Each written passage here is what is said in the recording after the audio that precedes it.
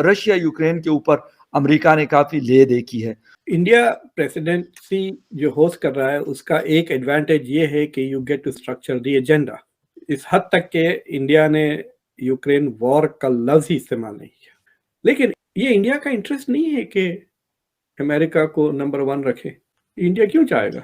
दूसरी बात यहाँ क्या है, देखिए रशियन यूक्रेनी कॉन्फ्लिक्ट हम रोक सकते हैं, हम में रोकने की सलाहियत है। अभी देखिए पहली बार 1 साल में हमने एंथनी ब्लिंकन और लावरोव साहब की बात कराई। तो इंडिया कह रहा है कि हमारे भी मसले हैं, उस पर भी बात करते हैं। अगर मीटिंग शुरू होते ही we have to isolate Russia, ये वो, तो then India becomes on the defensive ना। But India immediately shifts in saying, well, by the way, we have this important problem on our border. When India brings up the Pakistan issue, cross border terrorism हो रहा है, ये हो रहा है, वो हो रहा है, so India without saying it also says कि भाई if you are allies, then what are you doing to make me secure? और अमेरिका सडनली बैकफुट पे आ जाता है। वो तो न्यूट्रल रहता है, वो रशिया से ऑयल भी लेता है और वो अमेरिका का मतलब ये है कि स्ट्रेटेजिक पार्टनर भी है। हमारे साथ मसला ये है कि वो हमें न्यूट्रल रहने नहीं देता कोई। इंडिया के प्राइम मिनिस्टर ने अभी G20 की मीटिंग चल रही है फॉरेन मिनिस्टर की, उसके अंदर उन्होंने स्टेटमेंट दी है और ये इन्होंने डायरेक्ट मैसेज दिया है वेस्ट को। सर बिल्कुल वो मैसेज दे सकते हैं क्योंकि उनकी गवर्नमेंट एक आज़ाद गवर्नमेंट है, हमारी तरह नहीं, ये जो है इम्पोर्टेड गवर्नमेंट नहीं है। दोस्तों स्वागत है आपका चैनल पर। फिलहाल भारत में G20 मीटिंग्स का बोलबाला है, जिसमें अमेरिका रशिया यूक्रेन वॉर के टॉपिक पर भारत को रशिया की निंदा करने के लिए दबाव डाल रहा है। पर इस पर भारत के जयशंकर जी ने उन्हीं के अंदाज में उनको मुंह तोड़ जवाब दिया है।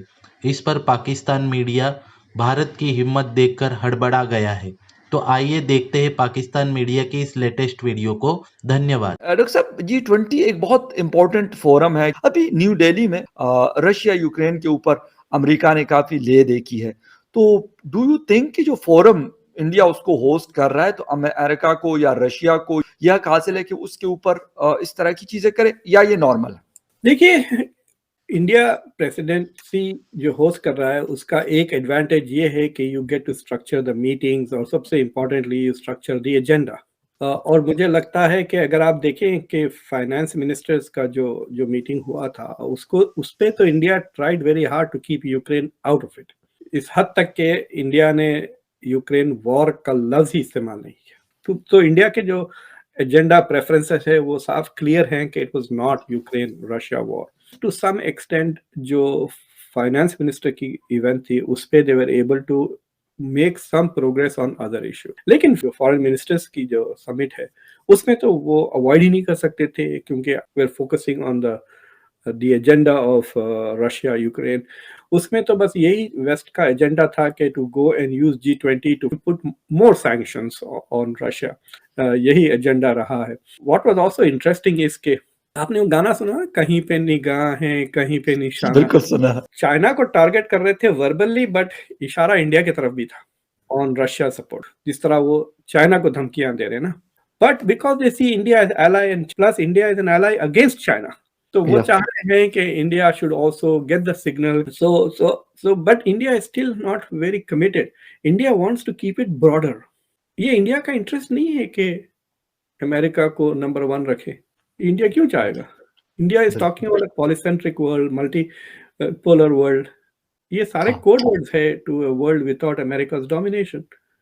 तो इंडिया कह रहा है कि हमारे भी मसले हैं, उस पे भी बात करते हैं। हमारा इधर एक प्रॉब्लम है, व्हाई आर यू इग्नोरिंग उसको? आप उसके F-16 को सर्विस कर रहे हैं, हमारे लिए तो प्रॉब्लम खड़ा कर रहा है। When India brings up the Pakistan issue, I have a feeling कि क्वाड की मीटिंग्स में थोड़ा डिफेंसिव हो जाता होगा अमेरिका। अगर मीटिंग शुरू होते ही we have to isolate Russia, ये वो, तो then India becomes on the defensive ना। But India immediately shifts in saying, well, by the way, we have this important problem on our border, cross border terrorism हो रहा है, ये हो रहा है, वो हो रहा है। Then और अमेरिका सडनली बैकफुट पे आ जाता है। तो India without saying it, just by bringing up these issues also says कि भाई if you are allies, then what are you doing to make me secure? So in that sense the West is also worried कि एक तो एक international support वो इतनी कोशिशों के बाद भी they have not सक्सीडेड, जैसा जयशंकर साहब कहते हैं, making Europe's problems the world's problems. वो तो न्यूट्रल रहता है, वो रशिया से ऑयल भी लेता है सर, और पता वो अमेरिका का मतलब यह है कि स्ट्रेटेजिक पार्टनर भी है। आपको नहीं लगता कि पूरी दुनिया में ग्रुप्स बने हुए हैं कि कोई अमेरिका को सपोर्ट कर रहा है, कोई रशिया को सपोर्ट कर रहा है, और कोई कंट्री कुछ ऐसे भी हैं जो नॉन अलाइन हैं, जो किसी को सपोर्ट नहीं करते, अपना फैसला खुद करते हैं। हमारे साथ मसला ये है कि हमारी ये जो लोकेशन है ना जियो, ये हमारी जो है इस तरह की है कि वो हमें न्यूट्रल रहने नहीं देता कोई।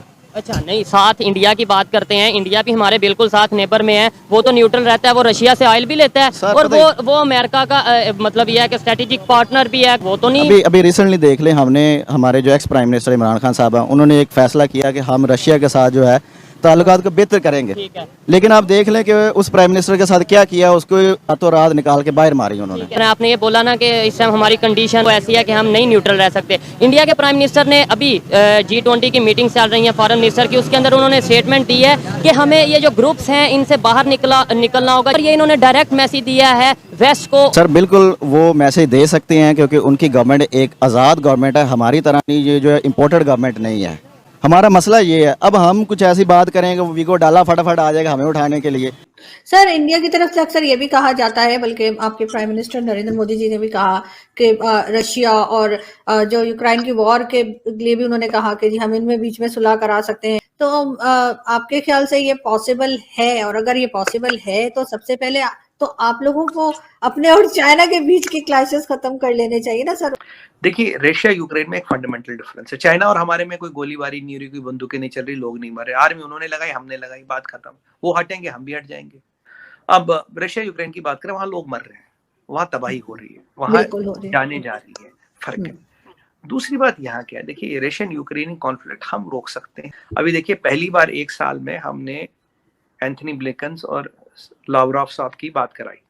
तो मैं ये नहीं कहता हूँ कि हमने भाई दोनों को कमरे में पकड़ के बंद कर दिया, but we have been playing some role so that पहली बार ये दो अमेरिकन फॉरेन मिनिस्टर और Russian foreign minister have spoken and 20 minutes, और 20 मिनट इतने बड़े लेवल के लोगों के लिए बहुत होते हैं, जिस पे दोनों का एग्रीमेंट है, बड़ी बात है। ये भी हमने कराया, बट दिक्कत का हमारी दिक्कत ये है आरजू जी, आप आग में घी डालते रहो और हमें फायर एक्सटिंग्विशर का काम करने, वो तो नहीं होगा ना। हमें कह रहे भाई आग बुझाओ, हम कैसे बुझाए? अगर आग को बुझाना, पहले आपको डीजल डालना बंद करना पड़ेगा, आपको ज़ेलेंस्की को हथियार देने बंद करने पड़ेंगे।